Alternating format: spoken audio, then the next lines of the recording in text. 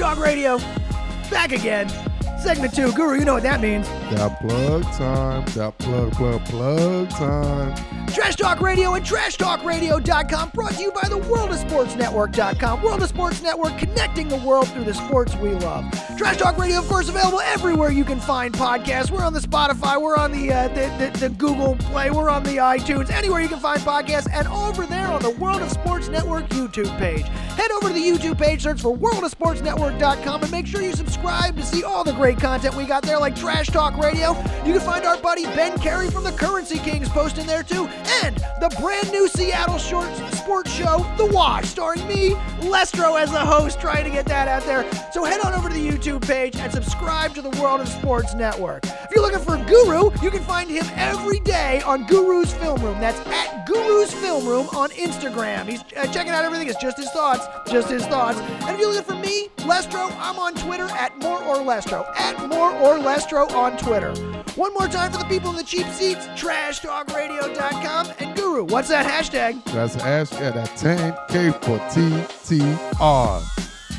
All right, man, so now that we got that out of the way, let's get into our brand new segment with our old friend, the Almanac. We're going to do this every week. This is our new campus check-in segment. We're going to be talking some college sports. Obviously, right now, it's all about college basketball, but we're going to have him for all our college needs because this dude is plugged in and follows the college game. So, Guru, without any further ado, let's do the campus check-in with the Almanac.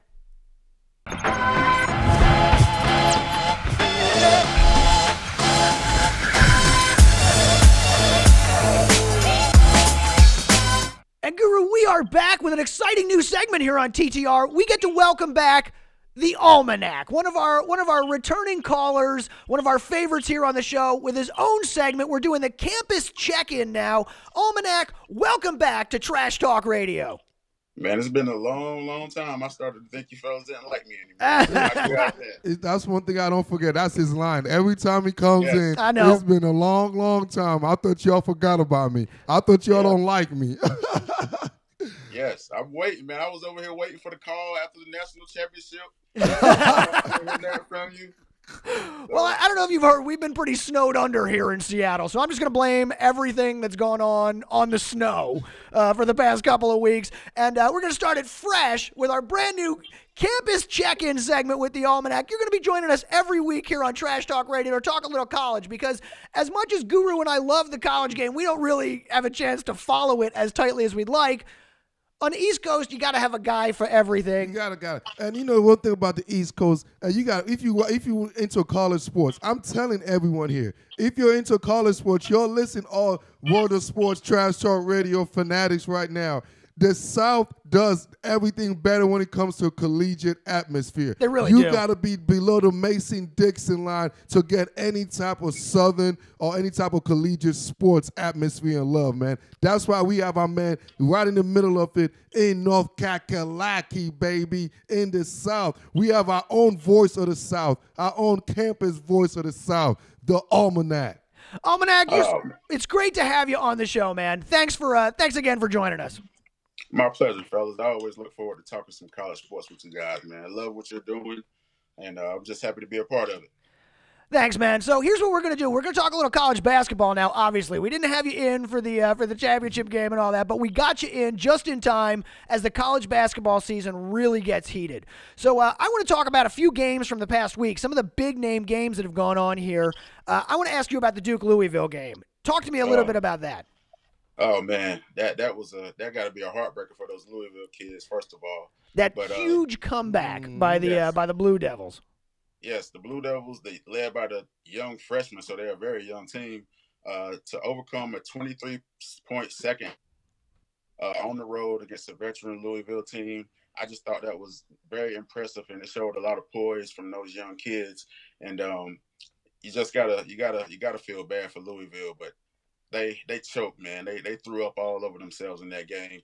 In the second half, they just basically forgot how to play basketball. I mean, they couldn't even sometimes they couldn't even get the inbounds pass in because they melded mentally after the Blue Devils began to go on that roar. So it was a tremendous game, and you just got to feel bad for those kids at Louisville, man. But hey, That's why Duke is Duke, man. That's why Coach K is Coach K, man. So then you would say, is it more Louisville choking than Duke being impressive and just showing their dominance? So from what I'm hearing, you're saying it's more of Louisville giving it away.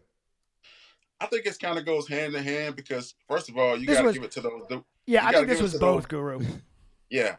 You got to give it to those Duke kids for being down 23 and continuing to fight, first of all, because a lot of teams, especially young teams, on the road and you get down to such a big deficit in the second half, they'll go ahead and just give it up, and get blown out by 30. But those kids kept fighting and they kept playing, scratching and clawing, to make a couple baskets here to cut it from 23 to 15 to 12.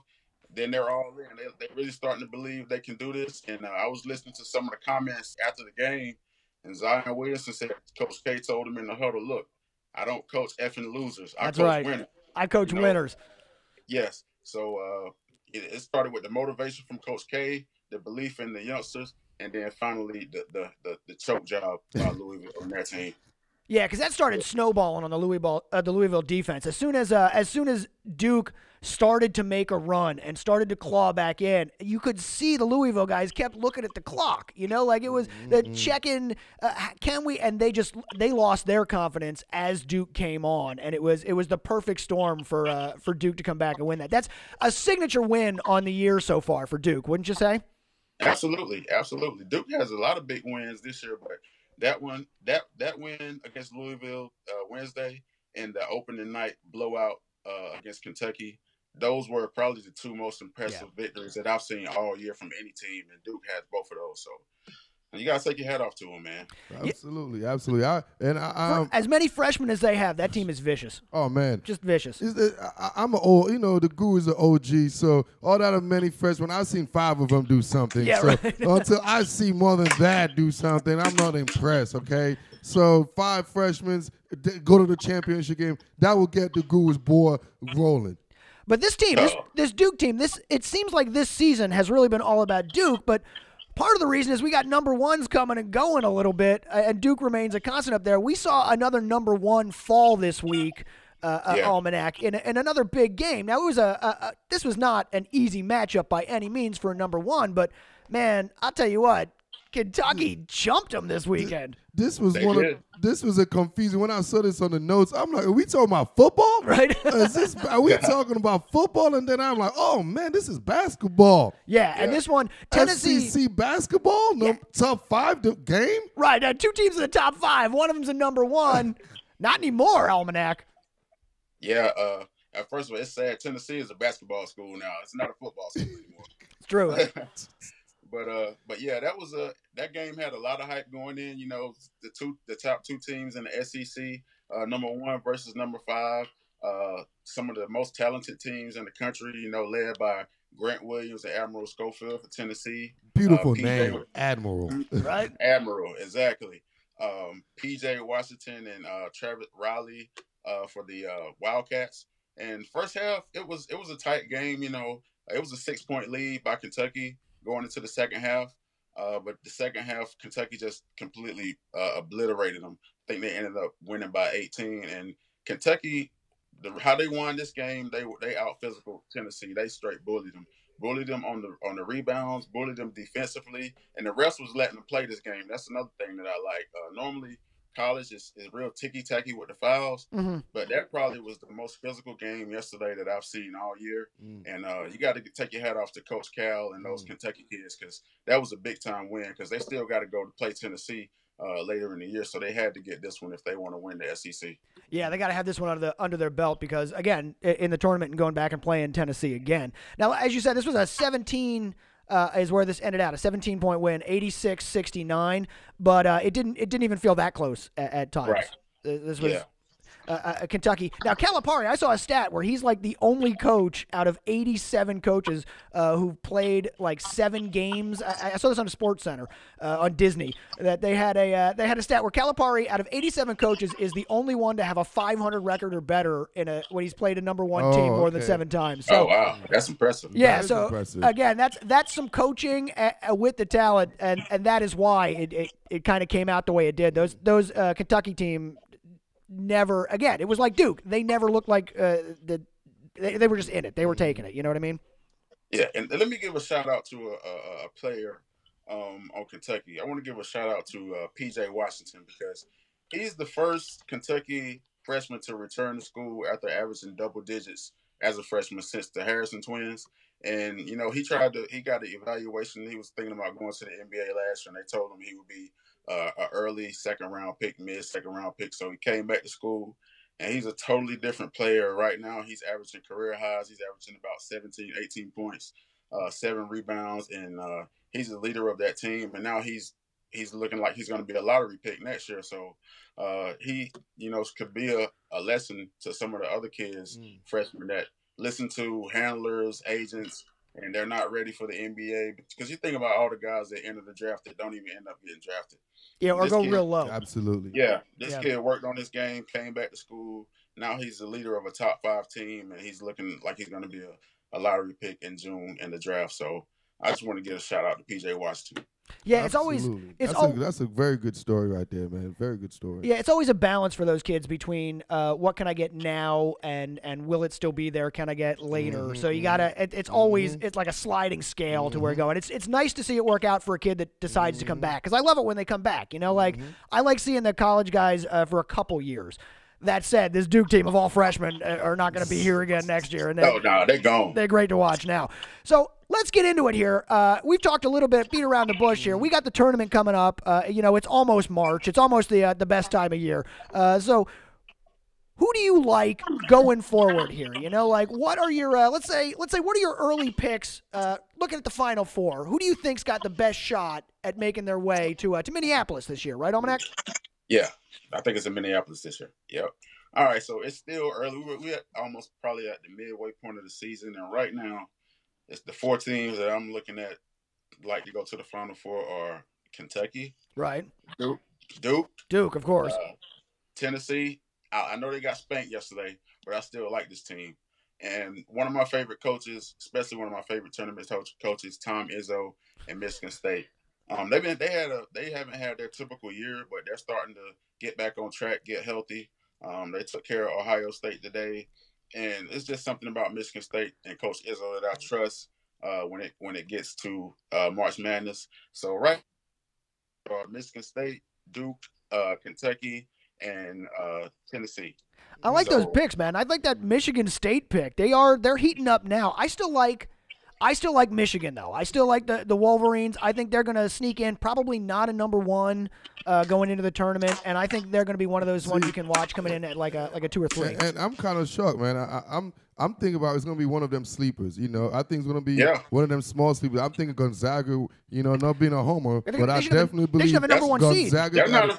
They're not sleepers, bro. No, I mean, as far as Final Four, Gonzaga obviously is not the powerhouse. It's not the blue bread name that you named earlier, like the Michigan State, the Duke, the Kentucky. So Gonzaga is usually known as the princess, The princess girls are coming there in a Cinderella, but they really have a legitimate team. They have a veteran leadership. So I could see Gonzaga on your list replacing Tennessee, for instance. Yeah, totally. With you. It depends on the path for all these teams, as always, right, Almanac? I mean, you get your division is the tough one. The number 1 goes down because Gonzaga should be a number 1 seed. They should get one of the top 4 going in, depending on where they are now, what they've done, assuming they finish out. Right, Almanac? Absolutely. Matter of fact, Gonzaga and University of Virginia was my next 2 teams outside of the top 4 that I had. So I agree with you. That Gonzaga pick, that's a good pick. And if so a lot of people may not remember, but they hung one of those losses on Duke. They took care of Duke earlier in the year. Yeah, they did. Knocked Duke right out of that one spot. Yeah, they did. Yeah, without one of their best players. Killian Tilly didn't even play that game. So they're led by a Japanese-American named Rui Hachimura, and he's an NBA prospect. He's a very, very good player, versatile, can shoot the 3, could play in the post, and he's going to be good, man. So Gonzaga, they may be not your big time like the Dukes and the Carolinas and Kentuckys, but they're right up under there. They're Mark Few. He's consistent. They're top 10 every year. Every year he puts together that top squad. So that's a good pick, Guru. Nice, nice. Yeah, since I'm feeling kind of lucky now, feeling kind of a good pick. Now let's talk about your candidate as far as player of the year candidate going in, because obviously like Lester and I always talk about, we don't pay too much keen attention like how you do as an expert. So give us some names out there other than say Zion Williamson that we all know. Well, yeah, that's it. The name right now, Almanac, is Zion Williamson. That is the guy. They're tanking for Zion. But the fact of the matter is that I don't even know if he's the best actual player on his own team. You know what I mean? Yeah, that's a good problem to have if you coach. The number one overall pick is not the best player on your team. That is a great problem to have. That's pretty good. Yes. So who do you like so far player of the year? Is it Zion, and then who do you got chasing him? Yeah, right now it has to be Zion. He's averaging almost 20 and 10. He's, I think, around 20 and 8. Man among boys. Yes, the thing I like about him is he's so efficient. I think he's shooting around 65-70% from the field because he just bullies those kids. Yeah, man. He gets whatever he wants, and it's not just his offense. He's a great rebounder, and he's a great shot blocker. And so right now he would have to be at the top of the list. But I have a few under the radar names a lot of people may not know about. First guy, his name is Marcus Howard from Marquette. He's got them ranked in the top 25. He's putting up 25 points per game. I watched this kid win at least 2 games single-handedly by himself. He dropped 50 one night to carry Marquette. He dropped 43, I believe, maybe last week, 2 weeks ago, to carry them again to a victory. So Marcus Howard, he's definitely one of the finalists for the Player of the Year. Another guy, I know you probably only seen his highlights. The kid John Morant. I wonder when you get to him. Murray State. This kid is incredible, man. Wow. To me, outside of Zion and RJ Barrett, to me, he's probably the best NBA prospect in college basketball right now. He reminds me of a Russell Westbrook. His athleticism is just that freaky. It's not just kid's fun to watch too. Yes, it's not just the dunks because he has made SportsCenter as many times as Zion Williamson for his dunks, but he's putting up 23 points, 10 assists every game, and he's leading Murray State. I think they're 20-4 right now. So, John Morant, man, and by all NBA projections that I've seen, they have him going third after RJ and Zion, and I think his stock is just going to continue to rise the more and more that he's seen on national TV. Absolutely. Once they get into the tournament and he starts schooling teams in the tournament up there on national television in prime time, more people are going to hear that name, John Morant. That kid can play. You say he's more closer to Russell Westbrook? Yeah, that's to me that would be the NBA comparison that I would give him. He's just that athletic, man. It's crazy. If you got to watch this kid, man. He's really good. And guess what? He played ball with Zion Williamson too. They're both from Sumter, South Carolina. They played together. I don't know if it was AAU. It was AAU. They didn't play on the same high school team. They played together AAU. So can you imagine that kid and Zion on the same team, the two most athletic freaks in college basketball? Man, what did Coach K did wrong? Right? How'd they not get him? Right? What did Coach K did wrong? Obviously, she got both. I don't know. He was a low. He wasn't well known coming out, but I tell you what, everybody knows his name now. All right, well, Almanac, listen, we are running short on time here on this segment because we love to have you. We're going to get you back and everything. So let's move ahead to some of the games for the upcoming week and talk about some of the games coming up. What are you watching in this week ahead? All right, it's a couple games I'm looking forward to. First one is tomorrow. You got Virginia going to play Virginia Tech. Both teams, of course, Virginia is a top 5 ranked team. Buzz Williams has the Hokies playing good basketball. I think they're ranked number 22 right now. And if they want to be taken serious, if Virginia Tech want to be taken serious and be a legit ACC team, they need to win this game on their home court. They have to. It's a rivalry game. Virginia's playing some of the best ball in the country right now, but Virginia Tech has to win this game on Big Monday. You got all the momentum. You're at home, so you need to take care of business. And that's the first game I'm gonna be looking for. The next game will be LSU and Tennessee. Whoa! Is this another football game? Yeah, right. No, it's basketball. Man. What, man? You're confusing me, man. Every time I looked up, I'm like, whoa! I can't wait for that LSU SEC matchup. hey, this is the best. This is probably the best year. SEC basketball, the best teams, most good teams they've had as far as I can remember. But that LSU Tennessee matchup will be big for the SEC crown. Tennessee's just coming off a big loss to Kentucky, so I know that they're gonna have blood in their eyes, ready to play. Yeah, man. LSU, they're really one of the surprise teams in the country right now. I think they're 20-4 and nationally ranked, and they're just on a hot streak right now. So that'll be a big game to look forward to. But okay, this is the last game. Yeah, we got big one. Game. We got one big game this week, especially down by you. All the rest of them don't even matter. Right. You're beating around the bush here, man. Please don't show no biasness, Doc, because we will have something going in this game. You know what I mean? Because please. Carolina and Duke. Carolina and Duke. All right, the game of the week. UNC Duke. You guys know I'm a big Carolina fan. Lou, you're a Duke fan, I believe. Yes, sir, Bob. Yes, sir, Bob. Are you serious? Yes, sir, Bob. I didn't know that. Yeah. I'm a devil. I'm the blue devil. No shit. I feel offended by that all of a sudden. I feel that's like a microaggression. You're a Duke fan. Good Lord. Yeah, and as a kid from the Carolinas, this game is always important to me. This is forever, as long as I can remember. These two teams have always been two of the best teams in the country, and when they play, it's fireworks. Yeah. Except this week, it's gonna be a beat down, drag out. It's just another Duke beat down like we're used to seeing. That's gonna happen. So go ahead, Almanac. This is your stage. Now, actually, I'm not gonna be biased. I'll tell you. I mean, Duke is the way more talented team. Yeah.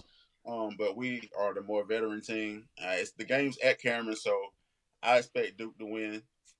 But I expect us to win when you guys come to Chapel Hill. But I can't wait for this Wednesday night matchup. It's going to be a big game, man. I just want to see how our guys react in Cameron Indoor Stadium against that talented Duke team. So I'm looking forward to that.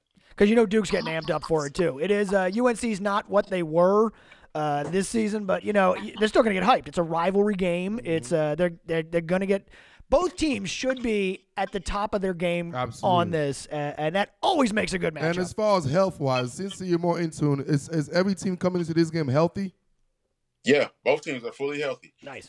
Carolina, we don't have any injuries. I don't think you guys have any injuries. So, yeah, it's going to be no excuses, man. It's mano a mano. All right.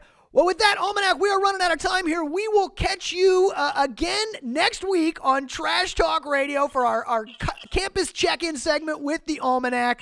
Thanks for joining us, man. We really appreciate it, and we will talk to you again next week. Thank you, fellas. I appreciate you having me. Go Duke. Whatever.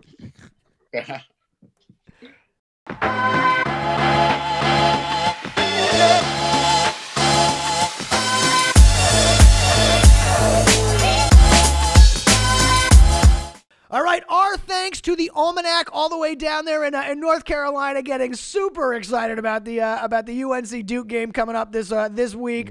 We'll get you back, Almanac. Thanks a lot, man. We appreciate your time, and we will get him back every week here on TTR. Brand new segment with the Almanac. Almanac knows this, man. I tell you, when it comes to anything college, man, like sometimes when you want to get an iPhone. You want to get a real technology stuff, I'm going to China, dog. Right, you got to go to expert. I want a Louis Vuitton. If you don't say made in China, I don't want it. You know what I'm saying? If I want to, I want a collegiate analyst, someone to give me info for college. If they ain't from the South. They ain't doing it. They ain't doing it, baby. They ain't doing it. So, Almanac, thank you. We will see you again next week. All right, Guru. We went a little long there, but we got enough time here for a 2-minute drill. Are you ready? That's what she said. Oh, it is Valentine's week. All right, here's how we play the 2-minute drill here on Trash Talk Radio. This is our chance on the show to talk about all the things we didn't get to in the sports world this week. I put 2 minutes on the clock. I start lobbing questions at the Guru. You ready? Let's get it. Here we go. Question number 1. Antonio Brown this week said goodbye to the city of Pittsburgh because it appears that their relationship is over. He's actually signed through the 2021 season in Pittsburgh. My question for you, Guru, is where will AB play next year? AB will not be in Pittsburgh next year. You think I they trade know him? that for sure. He's gone. He's by. The divorce is canceled. It's irreconcilable. They try to reconcile this for the last 2-3 years. They try therapy, all that. It's not working. It's time to go try another woman. Which team do you see him landing with? Where do you see him You going? know what? I think he wants to go somewhere. He's looking for somewhere a little bit warmer. He's looking for a little warmer woman. He's a warmer type of guy. So I see him at the San Francisco 49ers. Somewhere in California. Absolutely. All right. Hey, speaking of football, we saw a big move this week as the first domino fell in the quarterback wars of the season as John Elway made a move to get Joe Flacco out there in Denver. What do you think of this move? I think it's the best move John ever made. I give him kudos, man. You saw what I did in my Guru's film room. I'm talking about I've seen this movie before. I smelled it before. You remember there used to be a couple seasons ago an old injury quarterback that was a former Super Bowl champion, former Super Bowl MVP, came into John Elway on his last gas tank, got him a Super Bowl. So I predict this. Now, Denver Broncos are my favorite in the division because they got a Super Bowl, and this guy named is playoff Joe Flacco, who's 10-5 in the playoff, and he's 8-5 on the road. It's better than any other current quarterback not named Brady. I'm going to say that Joe Flacco is an upgrade over Case Keenum, but that's the tallest midget. We don't see this. John Elway, terrible. This is the worst, terrible move. You wait. All right. Moving on from football. Let's see. Moving on from football. The Daytona 500 is underway. Guru, is there any sport you care about less than NASCAR? Man, I love me some Daytona 500, man. Man, I remember I had a story, man. I've been to a race one over in Dover Downs, the Dover race, man. I'm talking about it was the loudest thing I ever been to experience in my life. You guys are not understanding, man. It's a freaking great event. Hey, Daytona, send that check, baby. Send that check, baby. I ain't even talking about, and we talking about Daytona, Indianapolis. Which one? Daytona. Oh, okay. Yeah, Daytona, baby. I love Florida, man. I love the state of Florida. Daytona. I don't know about Indianapolis, but I love me some Daytona, man. All right, well, I cared less about Daytona than I do about the NBA All-Star Game. So you heard the horn go off. I got one final question for you here. The NBA All-Star Saturday happened this weekend. We got to see the skills competition won by Jason Tatum, the three-point competition by Joe Harris, and then the slam dunk competition won by Amadou Diallo. My question for you is, does the NBA have the best All-Star weekend of any of the sports? Oh, man, I don't like any of them All-Stars weekend. I don't like any of them. I think it's all gibberish. Nobody wants to see no damn All-Star weekend. I don't love any of that shit, watch the man. dunk contest? I don't watch any of that shenanigans, man. I'm not all about that, man. The thing they want All-Star, they just want to break. All those guys there to have a break. Maybe they want to have a break. They want to go hit a sneaker bar. They want to hit a Kit Kat, and they want to go hit another Kit Kat dressed in the opposite sex. That's what the All-Star break is, man. It's basically, might as well call that a big old orgy, man. It's a party in Charlotte this weekend. Man, it ain't no games, man. I'll tell you what, dunk contest pretty good. Still doesn't touch 2016. Zach LaVine and Aaron Gordon. What a fantastic contest. My final question for you, Guru. Who is the greatest dunker of all time? If you had to pick one guy as your guy going forward for like the dunk contest Space Jam, who you got? That's easy. If you're between 40 years old and down, you know what I'm saying? From 40, basically if you're between 22 and 40, and me and Lestro fall in that gap right there, right? I'm kind of there. Well, okay, I'll put you there. So if you're in that age, there's only one human being that we could specifically talk, and that's VC, Vince Carter, by far. There's nobody else. If you're going to say anything of that, I will shoot you, dog. You know, I will ladon you. You will be fired. You know, that's what you would do. You'll be tempered. You'll be tempering. You'll be fired, and you will be deleted. Guru, that is the correct answer, Vince Carter. The other one I had as second, come close, is not Michael Jordan, but Dominique Wilkins, the human highlight reel. I would watch that guy all day, but Vince Carter is the correct answer. All right, with that, we are out of time this week on Trash Talk Radio. Our thanks to the Almanac for giving us the campus check-in. Our thanks to Avliano Productions for always making us look good. Make sure you look for me on the new Wash Sportscast on the YouTube page. Go over to YouTube, subscribe to the World of Sports Network page. Gurus on Guru's Film Room. I'm at Mauro Lestro. Until next time, Trash Talk Radio. Thanks for listening. Ciao.